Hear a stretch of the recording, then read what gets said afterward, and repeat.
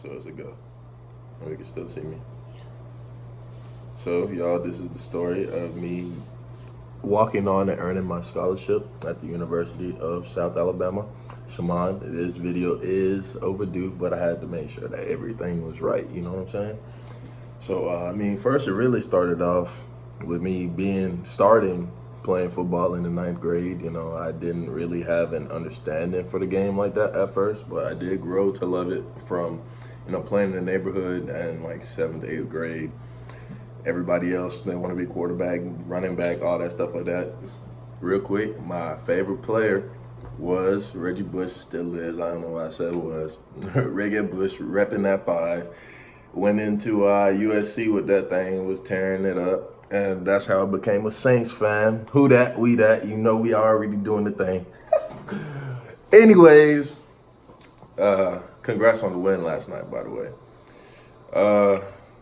Starting football was something that, I wanted to do. My friends were all like, oh, bro, you're fast. So I was like, yeah, I guess I got to play. My mom wasn't having that. We are originally from the U.S. Virgin Islands. Yes, they do play football down there, but it's not as big as in the U.S. So, I came up here. It was all about my grades, 7th and 8th grade. The 9th grade, when it was my decision, walk out there, go to the field house. Go see what the whole rave is about. So I did. I went out there. I did that because I was fast. Now they asked me if I knew how to play running back. What's up, girl? What's up, Jada? She said she wanted to be in the video, so she pulled up again. Anyways, so they asked me if I could play running back. Obviously, I'm a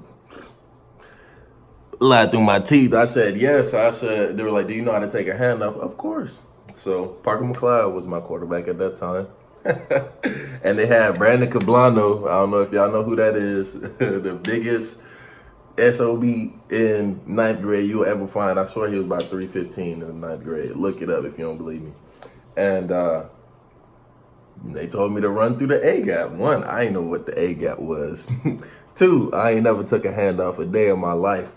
So Parker snapped, they get the snap, they turn the hand it off. I'm over here trying to grab the ball like this, trying to tiptoe through the hole, didn't know what was going on. And they're like, yeah, maybe not running. They tried to make me block. So me and Morgan Spencer was smaller than me. For the record, I was 5'4", 125 pounds in the 9th grade. Now, Morgan Spencer was a little bit smaller than me, probably like 5'4", 5'3", a little bit lighter, maybe like 115, 120. They handed him the ball. Brandon's at nose. They told me to go block Brandon. Come on, coach. Come on, coach. They had me all the way messed up because I'm sorry, Morgan. I'm sorry. I remember what happened. But anyways, I'm going to fast forward a little bit. So I also started running track. The 4x4 honestly was the only race that I could compete in with everybody else. As fast as I was, I didn't know speed until I really started running up there with Chris Foster.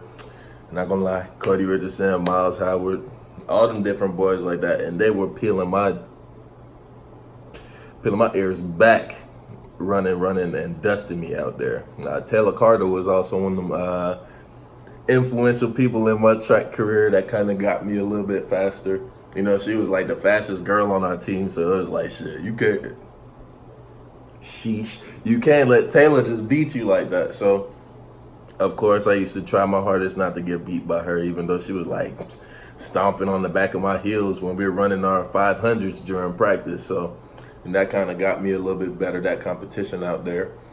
Throughout my football career there at Walton High School, I don't think I said that. That's over in East Cobb.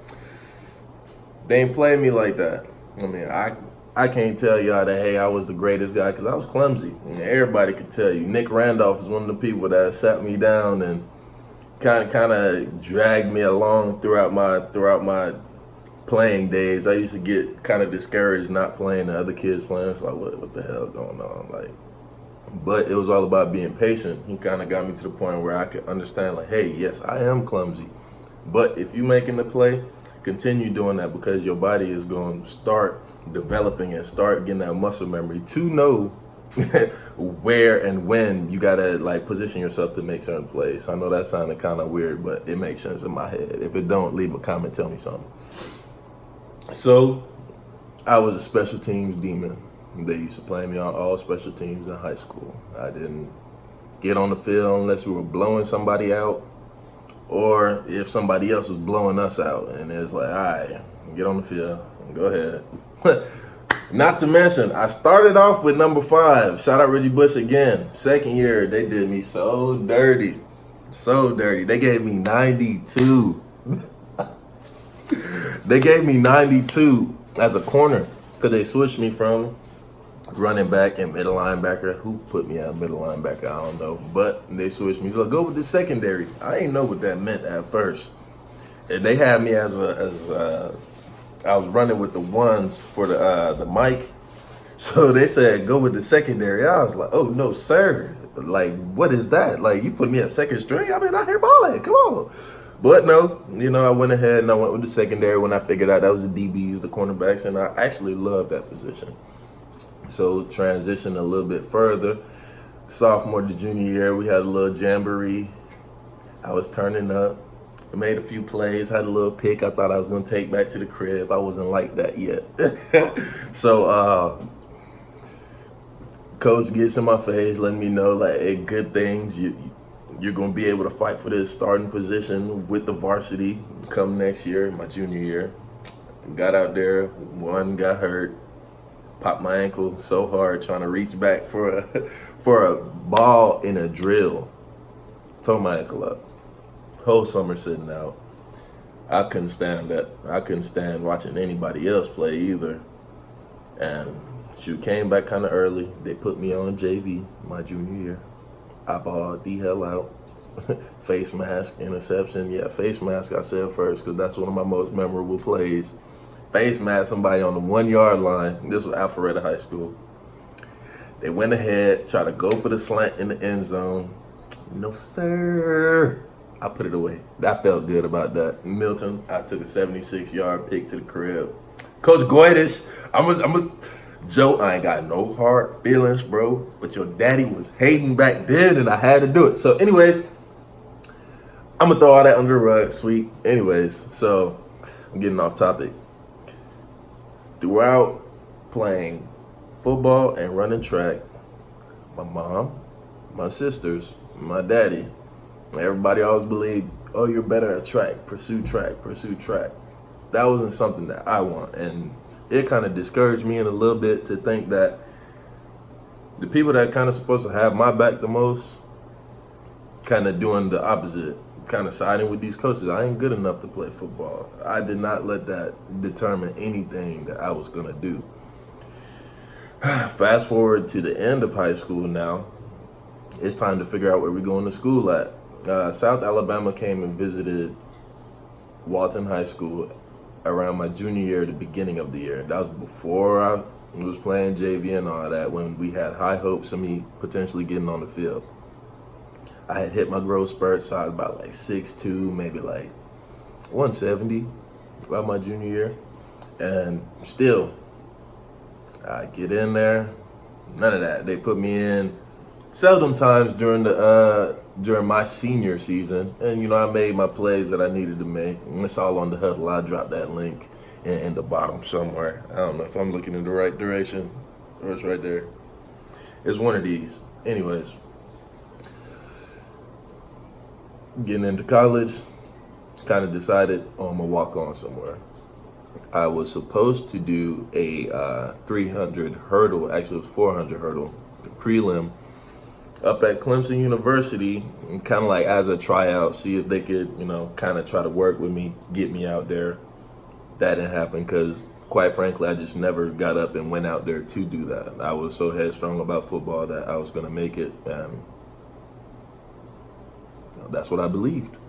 So, started putting in my applications just to go to just any school.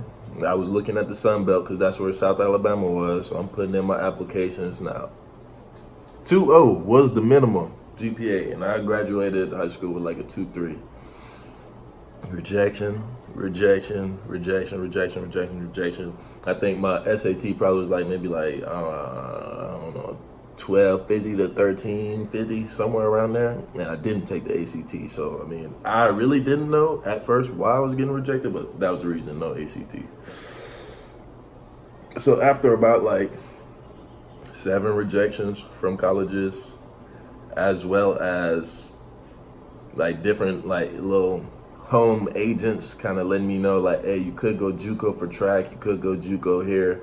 Also did have like little tiny offers from like Brown and Lee for track and stuff like that, but Ivy League, come on now, 2-3, it wasn't gonna work like that. So I definitely wasn't trying to go JUCO for track. So yeah, that was just it. I was a sitting duck at that point. I was a sitting duck. By the grace of God, South Alabama sent me a letter. The school itself, it was about a bridge program. Bridge program entails that, you know, I can come there during the summer, make sure that I can handle a college load of classes, like handle all the classes that we take in college and whatnot. And they opened the door a little bit. I kicked the hinges off. One thing that did happen was the counselors for the bridge program were all football players. I remember Kenneth Johnson. It was Justin Walker and Ryan Anka. Three of the South Alabama players. One was an O lineman, one was a tight end, one was a D lineman. And you know, I used to be in their face almost every like, can we go to the field house? Can we go to the field house? I'm sorry, y'all. Now that I can like look back and say that stuff about myself, like, yeah, it probably was pretty annoying, but like I didn't care. I wanted to play ball. Tried to get up there. I did get accepted into the school because I passed the bridge program with like straight A's, made some really cool friends. Shout out J Ray. I ain't gonna say my middle name on this video, but you know, and I met some other cool people like that actually lived in Mobile. So it's like I actually grew like a little tiny foundation. Like I said, like I'm originally from the U.S. Virgin Islands, going down to Mobile for school. 5.5 hours away from home was definitely like a big, huge step. Yeah, I probably was like a little like timid and scared, like coming out of high school, not knowing anybody, but like I wasn't about to let that stop me at all. So, you know, we would have our little times of being able to go to the gym and whatnot. And, you know, once you get into college, you're actually a free person. You could do whatever it is you really want. You don't got to go to class if you don't want to. You don't want paying the money. But with me striving to be on that team, I made sure that I was trying to do the little things right. Like, so we about to go to this party. Well, shoot, I know I ain't worked out yet. So, bruh, I'm going to catch y'all on the flip side. I'm going to actually go up here. The track used to be open up there at South. And funny story, I mean, backtrack just a little bit. When the semester started at South Alabama, I was a conditional student. I was not able to get on the team that fall semester. No walk-on and nothing. They told me I had to wait till the spring. Now, track, they kind of had their little tryouts and everything during the fall. And I went up there. I know Coach Nichols had a little brief contact with the South Alabama track coaches and let them know about me that, yeah, that's where I was. And, you know, he's a great athlete, blah, blah. Went up there for the tryouts, GPA, grades from high school, too poo-poo to really be out there because I would have had to sit out for a whole semester anyways, like miss a whole season. So they said, you know, it ain't really no use, just stay in shape, blah, blah. Started hearing little things that if you ran track first at South Alabama, they wasn't about to let you try to do football. They didn't want their athletes to get hurt. So that made my decision clear as day. I did not, it was no more track for me. It was all football. So training, back pedal drills, taking my friends out there every now and again, come clock me on this 40, like, come see if I'm doing this right, blah, blah. Getting all my friends that I did make down there at the bridge program, as well as some football players that I did end up meeting throughout the semester. Get some people out there to look at me, and here comes walk-on day.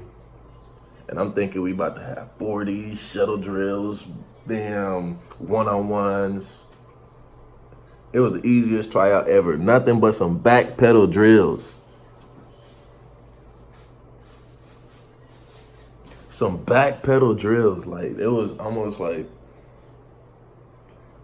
I felt like I had wasted a bunch of time doing all the unnecessary stuff, but I didn't though, because it actually gave me a little bit more coordination within my clumsy self coming from high school. Now, get on the team.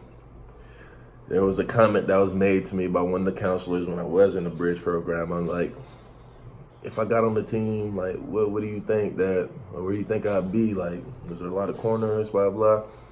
My boy Real Deal looked me in the face, said, not gonna lie. I was ready, I had my highlights ready to show him and everything. Just like, he looked at it for about 2 seconds. He was like, I ain't gonna lie, you probably be like 4th string. Man, you don't know how bad that stung my soul. 4th string, I was like, bro, you ain't even watch like a full minute and 30 seconds of these highlights. And you called me 4th string? So that hurt my feelings when I got on there. I had a little bit of a vendetta. I was ready to go ahead and show everybody that said I couldn't do something that I was going to do something. So, I mean, one thing that I was saying as well to my mama was that whenever I got down there to South, I'd walk on, I'd make the team, I'd get me a scholarship. And I was saying that like getting it right away. It didn't happen that way, or else I wouldn't be trying to be here to let y'all know the real struggles of actually walking onto a collegiate football team and earning yourself a scholarship. It doesn't come as easy, unless you damn, I don't even know the player. I don't even know. You got to be Carl Joseph. Carl, that was for you. Carl Good Luck. I'm going to save that for some other stuff. I'm going to save that for some other videos. But walked on. They did put me at 4th string. They did. And what they used to do, they used to split the field up, 3s and 4s on one side, 1s and 2s on the other side. I mean, it was clear where I wanted to be. It was clear where I wasn't. So got in there, I was doing everything. I'm talking about breaking up passes, trying to make tackles. And me, it don't seem like it, probably throughout the videos y'all already watched, like I am very energetic. Always celebrating. If I made a play, that was a celebration. There wasn't nothing else. Just one like strong wave. I'm gonna slap the chair off, and just a no. That it was lame, but that was me. That was me. So I did that for maybe about I want to say 10 days to 2 weeks, because you know once you're in that like spring camp period, like you really balling every day. So it was about like 10 days to a couple weeks, and they ended up moving me over to the 2s, to the 1s and 2s. So I flipped fields. I flipped fields with actually my roommate that ended up rooming with my sophomore year at South Alabama. I'm gonna leave that name undisclosed. Y'all will see him later on, probably in May. Stay tuned all this time, because trust me, we going on the journey on this channel. But swap fields with him, and I started balling out. I remember Coach Roach, that famous quote. He said, "Man, who is number 27? Somebody get that boy a cigarette. He's smoking." I ain't gonna lie, that made me feel good, and I heard that from like players that had been there coming to me and telling me that. So it made me feel like I was doing something like small, a kid basically, playing with these grown men that been playing probably since they was like 4 or 5. I started playing when I was 13, 14, and I just felt like a little bit accomplished. I mean, yeah, there was a little tiny bit of accomplishment, but there wasn't the scholarship yet. And that's where it transitions back to that battle. So then now on the backside, in the house, in the home, like I'm going up there every day early for workouts. Then I go to class. Then I go back to practice. Like, I'm like, okay, I've been doing good. I had a good spring game. I had like 7 tackles, 2 deflections, my first spring game ever with grown men, actually getting to be on the field, playing my position, not special teams. And I tied with like Malik Harris for tackles. who was a starting middle linebacker on the red team. I was on the blue team. So my name was in the papers and everything like that. I was feeling so good, man, so good. Then I got dropped down to third string. No, I think it was fourth string, man. Fourth string whenever I came back for the next fall camp. So I'm just hurt. I'm sitting there like, why? They changed my number from 27 to 38. I was like, bruh, first I had the 27, which was, I was born on September 27th, so coming up this month, my birthday, B-Day. And they changed me to 38. I was kind of hot, but not gonna lie, Tyrone Poole gave me a little insight whenever I was in high school. Him and Big Play, Willie Clay, I don't know if y'all know who those are, but those are two Patriots that won themselves a Super Bowl, and they both pulled me to the side. I know Willie Clay pulled me aside my senior year, and Tyrone pulled me aside my, I want to say my junior year. Both those years I was ready to quit. I'm like, damn, like, they just gonna keep playing these other corners. I'm just out here just for no reason. I might as well just focus on track. I'm better at track. Just giving in to everything that everybody else was saying and just stopping believing in my own self. And they kind of just let me know, I mean, bro, as long as you got talent, somebody gonna see it. As long as you work, somebody gonna see it. So that's what I took. I know Anthony Harris was a senior my freshman year at South Alabama. And we kind of went through kind of the same things. We'll make plays, but coach is just like, hell, you're supposed to do that anyways. Like, come on, coach. Can I get some love? Can you pat me on my back too, like you be patting everybody else? But see, that's where you get caught up and you lose sight of your own goals because you're worrying about what everybody else is getting and the praise and everything like that. You start to worry about them and lose focus on yourself. What Ant told me, what the coach told me during those times of me, getting up, going to practice, damn, balling my ass off, stop celebrating. You're supposed to do that. So I'm thinking to myself, right? If you're seeing me celebrating a lot, don't that mean I'm making plays? Of course I ain't say that. I ain't trying to get no boot, never get the play. But if I'm celebrating, doesn't that mean I'm making plays?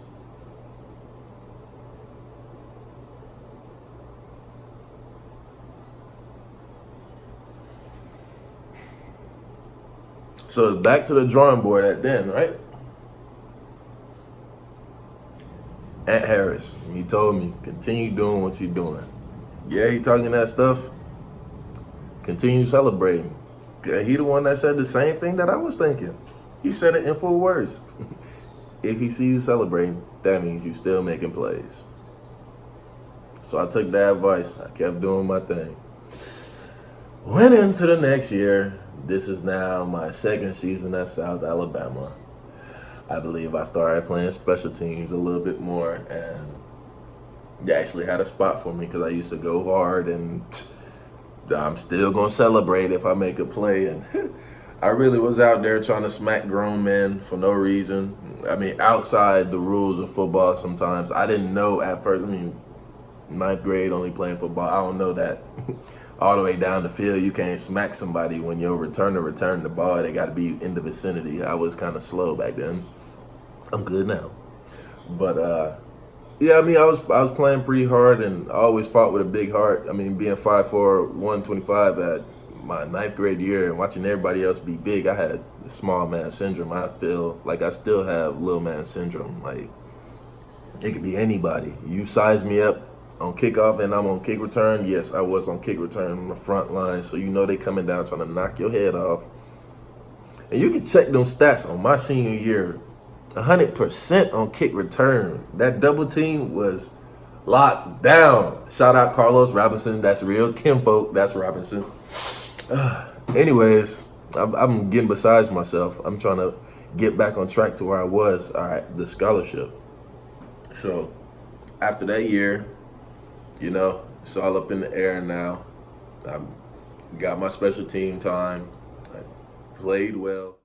You see Sam Harris looking into the sun, and they're going to run it on the fake, and they're not going to get it. Well, you're always going to get questioned when it fails, and Tyler Bass comes up well short of the first down. Taquan Robinson made the tackle on special teams for the Jaguars, and now they've got it at the Eagles' 27-yard line. Did they just open the door for South Alabama to make a move to get back in this game? And put me in the game like that. I know, Coach. It was actually my freshman year they did that, but we ain't going to talk about that.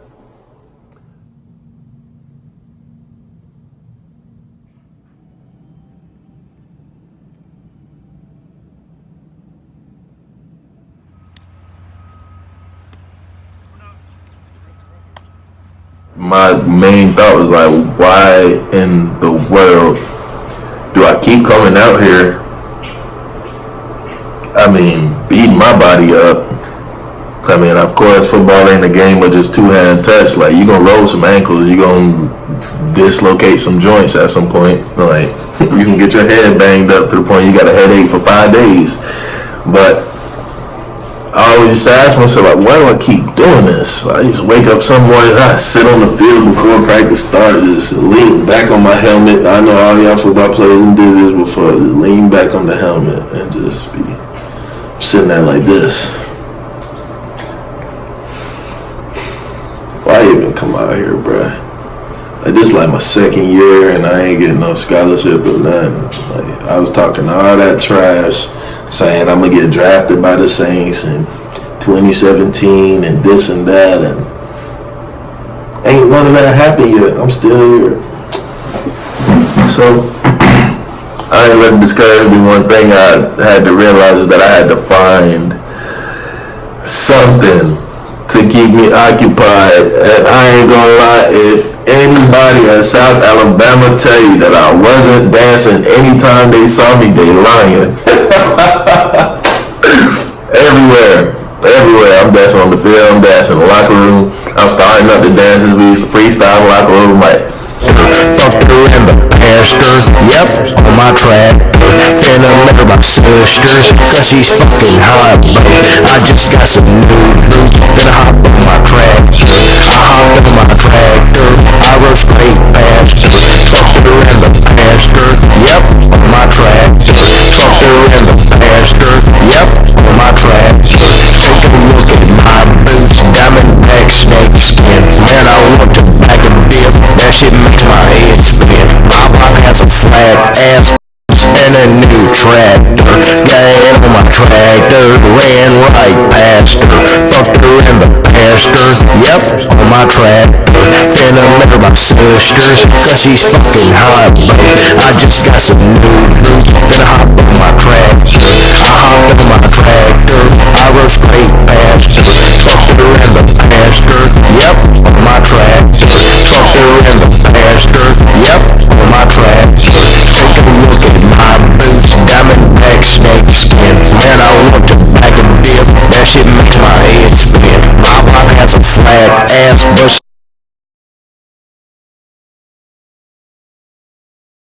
and a new tractor. Got on my tractor, ran right past her. Fucked her in the pastures, yep, on my tractor. In the middle of my sisters, cause she's fucking hot, bro. I just got some new boots, finna hop on my tractor. I was turning players that didn't used to say nothing to nobody into the most social butterflies you could ever see. And don't let them tell you different, because I'm telling you, one player in specific that I watched myself influence like that, and that was Jimmy Gibson. Man, Jimmy was the finest. Jimmy was the finest DM I ever seen in my life.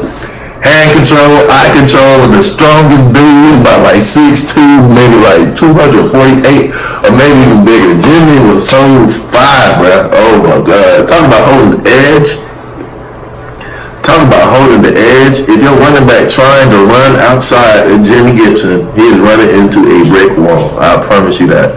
But anyway, Jimmy was always about business. You never see Jimmy smiling. Yeah, he'll cooperate and communicate with his teammates and whatnot, talk to them. But I have never My first years being outside, I had never seen Jimmy Gibson crack a smile. Later on, coming up on junior, senior year, Jimmy dancing, Jimmy laughing, busting jokes, roasting people on the bus. Oh, man. Hey, I ain't gonna lie, Bull Barnes was the king on the bus at roasting. I ain't gonna lie to y'all. But, yeah, I definitely love the kind of impact that I had on my teammates as far as, like, being, I don't know, I guess just a goofy player that's always like dancing and just doing something stupid. Of course, when it was game time, we all serious and in there. But I definitely was, I feel like I was a player and a cheerleader at the same time. Because I was on that sideline, shouting is an understatement. Like, you would think I was their dad the way that I was acting like I was so proud of these boys, and it wasn't an act. I really felt that way because we had so much time. We were supposed to do amazing things for that team. Where am I? I still ain't tell y'all about the scholarship though. The scholarship came on when I was going into my junior season. You know, I balled out. They had just put me at safety going into the junior season. I made some big boy plays and whatnot. I guess I can talk about this Carl Joseph thing now. Then I thought I was gonna beat KJ, and I was watching his highlights before a scrimmage. I know my girl at the time had pulled up to that. And I just thought that I was going to amaze everybody. First time really being able to be free at this safety, like come out here and smack somebody. Like Coach Myrick in high school, whack somebody. But watching them highlights got me all piped up and playing outside my means. I came down there and tried to throw the straight shoulder like, woo! I dislocated this shoulder, ran into Carlos Robinson, the same one I was talking about, Kim Folk Robinson. He was about 217. I popped my shoulder straight out of place. I thought he was going to go outside a little block, because the receiver was blocking the corner right here. I thought he was going to go outside. He ain't see me coming, I thought. I came down here trying to catch him in between that gap. My boy stopped on the dime. Boom! Truck stick out this world. Knocked my shoulder out of place. I thought it was done. I was like, damn. But you know, I did my little rehab. Got it back. Came back about fall camp. Started playing and whatnot. Was doing pretty decent for being back. Wasn't too timid about, you know, getting in there and being physical. So I guess that gave the coaches in their mind that they were going to make the right choice on trying to give me a scholarship. I always kept the good attitude. I never used to sit back at times like, yeah, I ain't going to act like I ain't never say, man, I feel like I should be playing. I did that, but I did that within, like, the comfort of my house, knowing that, like, yeah, I was talking to my roommate saying this. I ain't being that guy on the team trying to bring down everybody with negative energy. I just made sure that, yeah, I was positive out there. If I'm gonna be negative, it's negative in my own house. But I realized that negativity was killing me as well. So I decided I was gonna cut that out. So that year, I just kept coming with that positive attitude. By the end of fall camp, we get Coach Adams up there. He said, Coach Adams, Coach Siski, this is Coach Jones talking to him now. Pick me out a receiver and one of your safeties. We about to run a little game real quick. So I'm over here just chilling. I have no idea what's about to go on. I think he's just about to call just like a moss contest, like see if they're gonna get mossed. So they called me and Sam Harris. Both line us up, facing the whole team. They pull up on the boys behind us like, hey, congrats, y'all boys are being granted a full scholarship, blah, blah. You know, tears automatically hit me. I'm getting smacked in the hair, smacked all, everybody happy for me. It was one of the best feelings because it had been something that I was striving for since high school, and not getting it as soon as I wanted was discouraging me, but once I finally ended up getting it, like something that I had been fighting for the whole time, that I had to put blinders on and not look at everything else and just focus on like your scholarship. I'm gonna get this. I'm gonna play. They gonna recognize me. I'm gonna be appreciated. Whatever it was, I had to tell myself I had to do that, and it ended up coming true. And I know a lot of players can't say the same thing, especially like from the walk-on experience. Walking on, playing for how many ever years they play and gaining their scholarship. What's up, Jada, again? Oh, you must be hungry. Feed her in a second, but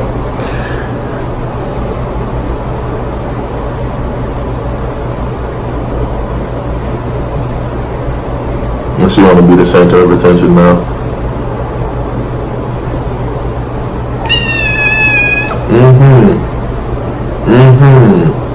You said forget your video, Dad.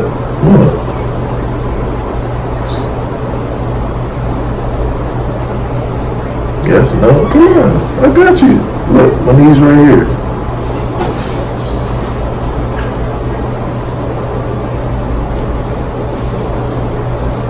Well, she doesn't like guap, by the way. Not too much, but they're getting used to each other. They all here, the whole game.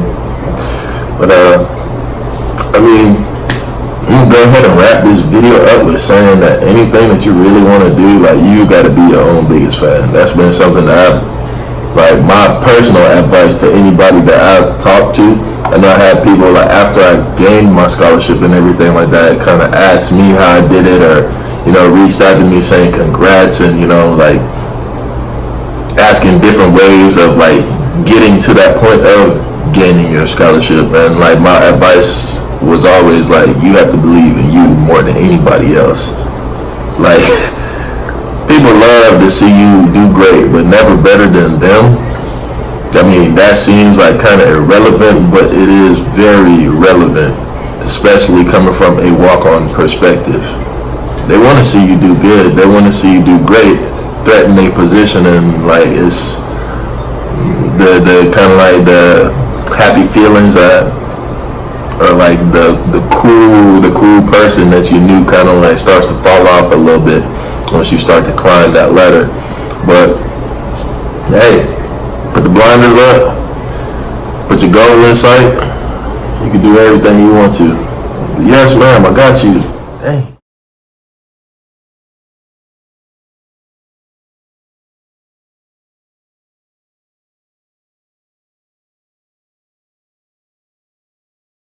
Before you go. All right. We'll start with a little competition tonight between the offense and defense. D-block. All right.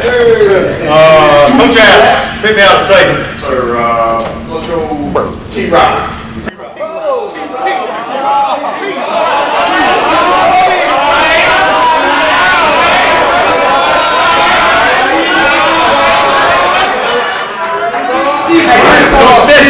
Give me a receiver. One-on-one kind of competition.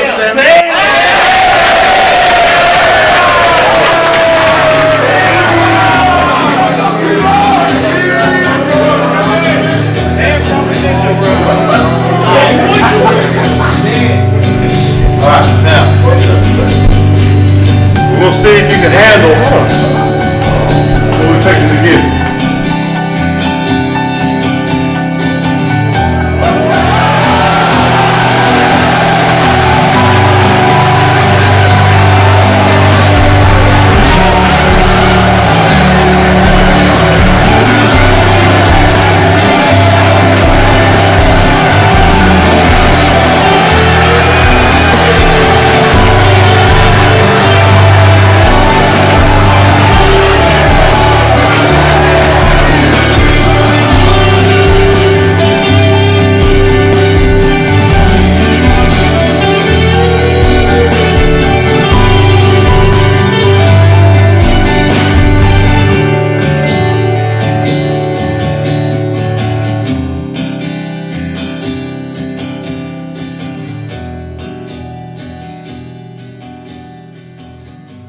Also, real quick, I also want to say to the New Orleans Saints, technically, I am a free agent. and I should be in the databases or whatever the case is. Look your boy up, Taquan Robinson. Pick me up, cornerback, nickel, safety. I'm trying to do something, make my dream come true. I'm a Make-A-Wish kid, put me on the foundation.